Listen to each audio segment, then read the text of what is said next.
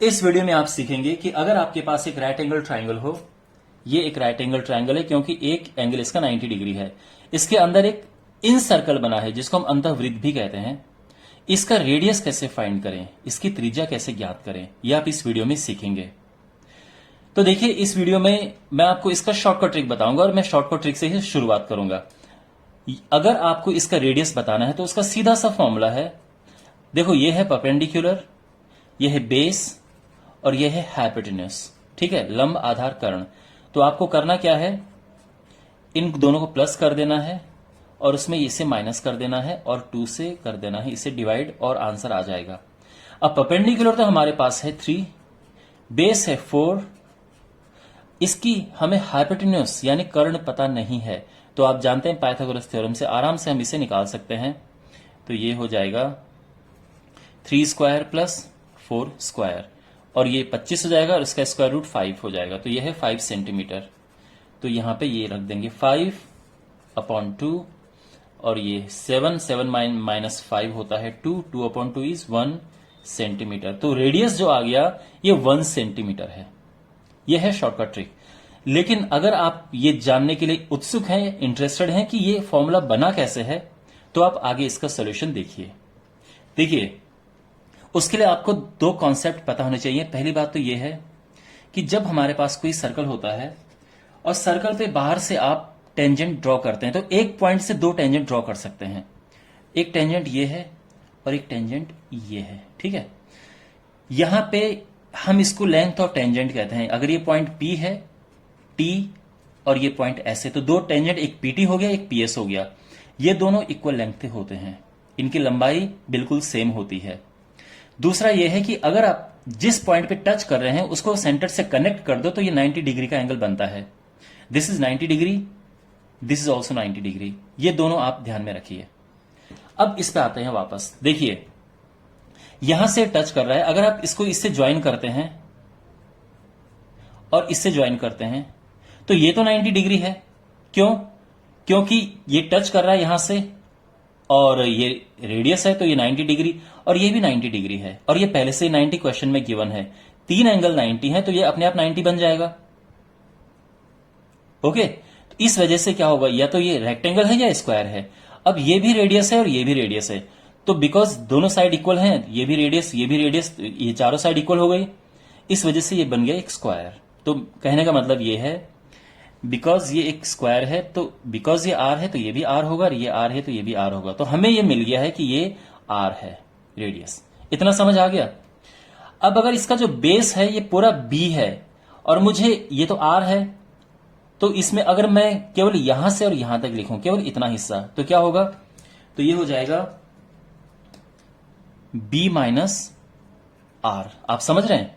और सेम अगर मैं यहां से यहां तक लिखूं तो जो प्रॉपर्टी हमने यहां पे इस्तेमाल की है, this is equal to this, वही यहां पे यूज करना होगा। ये भी बी माइनस आर होगा, ये बी माइनस आर है तो ये भी बी माइनस आर है। अब यहां देखो, दिस इज आर और ये पूरा परपेंडिकुलर है। अगर हम केवल इतने पे फोकस करें, इतने हिस्से पे, तो वो होगा पी माइनस आर। और इस प्रॉपर्टी की वजह से because this is equal to this, तो यहां पे this is equal to this, तो ये वाला हिस्सा यहां से यहां तक ये भी आएगा पी माइनस आर। अब केवल इस लाइन पे फोकस करो। आप जानते हैं कि ये जो लाइन है ये है हाइपोटेन्यूस। ठीक है, ये जो लाइन है दिस इज हाइपोटेन्यूस और ये जो है यहां से यहां तक तो P माइनस आर है और यहां से यहां तक B माइनस आर है। तो H इज इक्वल टू हो जाएगा P plus B minus 2R। ये 2R इस तरफ जाएगा तो 2R is equal to P plus B minus H और R आ जाएगा P plus B minus H divided by 2 और ये है फॉर्मूला।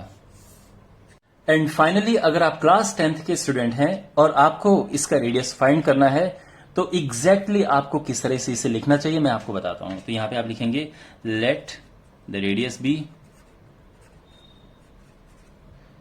R। ओके, तो रेडियस है R। अब यहां पे आपको एक चीज लिखनी है कि ये जो सर्कल है ये यहां पे टच कर रहा है, तो आप इन्हें नाम दे सकते हैं। This is D, this is E and this point is F। Okay, तो यहां पे दिस इज सेंटर O, यहां से आप इसे ज्वाइन करेंगे और यहां से इसे ज्वाइन करेंगे तो ये होगा R, ये होगा R। तो आप लिखेंगे in BEOD,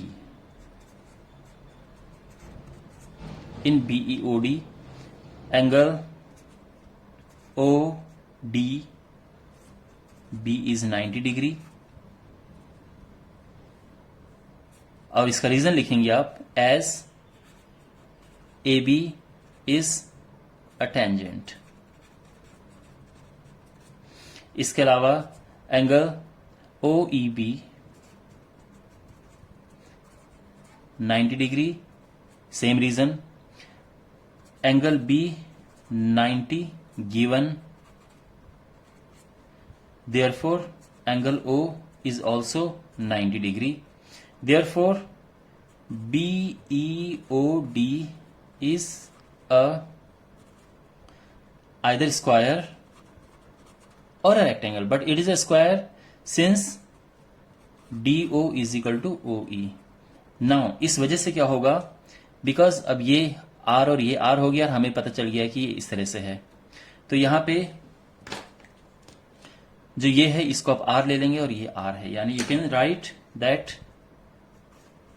DB is equal to R and BE is also R। Therefore अगर ये R है तो हमारे पास AD is equal to 3 minus R, क्योंकि ये पूरा 3 है, और ये किसके इक्वल होगा, AF के इक्वल होगा। Also EC is equal to 4 minus R, और ये किसके इक्वल होगा, FC के इक्वल होगा। Now AC is equal to under root 4 square plus 3 square यानी 5 सेंटीमीटर, और आप लिखेंगे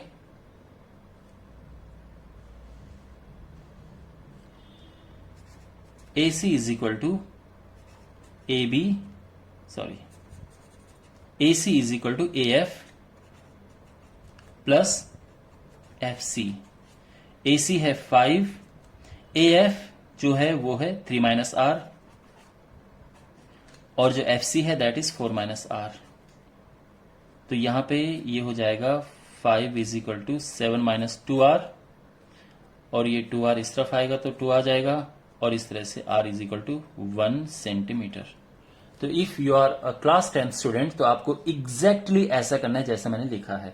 ऑलराइट, सो आई होप आपको वीडियो अच्छा लगा होगा, and I will see you in the next video. Take care.